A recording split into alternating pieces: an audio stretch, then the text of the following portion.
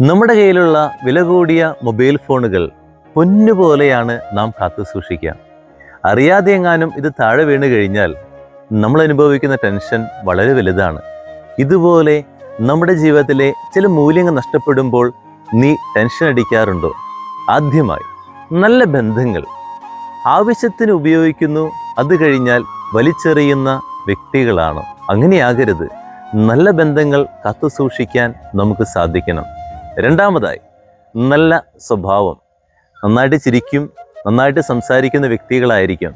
എന്നാൽ പണമാകും, സ്ഥാനമാനങ്ങളാകുമ്പോൾ പിന്നെ ചിരിക്കുകയില്ല, അതുപോലെ തന്നെ ആരോടും സംസാരിക്കുകയില്ല.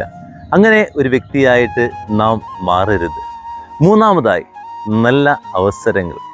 കിട്ടുന്ന അവസരങ്ങൾ നഷ്ടപ്പെടുത്തി കഴിഞ്ഞിട്ട് അവസാനം കരഞ്ഞിട്ട് കാര്യമില്ല. മൊബൈൽ ഫോൺ അറിയാതെ താഴെ വീഴുന്നതാണ്.